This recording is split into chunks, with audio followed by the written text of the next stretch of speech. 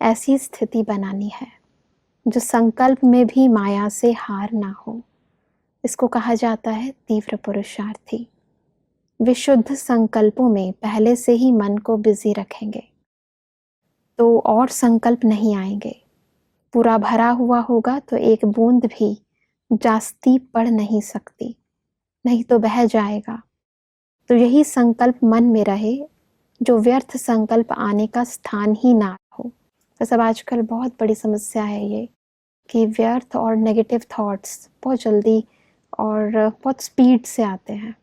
तीव्र पुरुषार्थी की जो परिभाषा परमात्मा हम सबको सुना रहे हैं वो यही है कि हम अपने मन को श्रेष्ठ चिंतन में बिजी रखें, और उसकी कई विधियां परमात्मा ने हमें सिखाई हैं जी।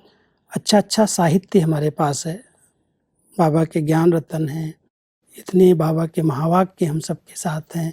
बहुत अच्छा हमारा साहित्य बना हुआ है। अगर हम उसको अध्ययन करते हैं, उसको पढ़ते रहते हैं बीच बीच में, तो मन बिजी रहता है।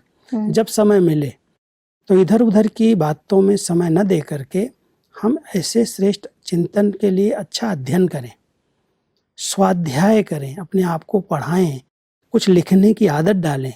मन को अगर हम अच्छे श्रेष्ठ चिंतन में बिजी कर देंगे तो कोई दूसरी बातें आएंगी तो उनको आने का उसमें चांस नहीं मिलेगा। तो परमात्मा कह रहे हैं अगर मन हमारा अच्छे विचारों से भरा हुआ है, जैसे अगर कोई पात्र, कोई बर्तन फुल भरा हुआ है तो उसमें हम कुछ भी डालेंगे तो बाहर चला जाएगा। बिल्कुल। तो व्यर्थ आने की गुंजाइश ही नहीं रहेगी, क्योंकि हमारे पास बहुत अच्छा श्रेष्ठ चिंतन का खजाना है। तो जितने महावाक्य हम सुन रहे हैं सवेरे से रात तक, सुने, पढ़ें, लिखें, दूसरों को अच्छी अच्छी बातें सुनाएं, तो इसमें मन को बिजी कर दें। यही तीव्र पुरुषार्थ है। तीव्र पुरुषार्थी आत्माएं, क्योंकि मन को फ्री रखना माना ही व्यर्थ के ख्यालात आना। एक कहावत है, खाली घर शैतान का डेरा। जी। जो खाली घर रहते हैं ना, बहुत समय कोई नहीं रहता है तो कहते हैं यहाँ पर भूत प्रेत रहने लगते हैं। बिल्कुल।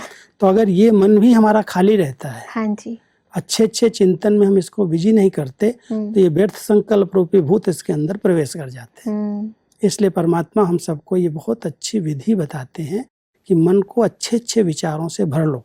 सवेरे से लेकर के आँख खुलते ही पहले बाबा से मीठी मीठी रूह रियान करो, अपने आप से बातें करो, अपने भाग्य का चिंतन करो, फिर ऐसे बाबा के महावाक्य पढ़ो, सुनो, लिखो, उसकी आदत डाल लो, तब मन इसमें बिजी रहेगा। और जब इसमें बिजी है, कोई बातें आएंगी इधर उधर की सुनेंगे, उन पर ध्यान ही नहीं जाएगा।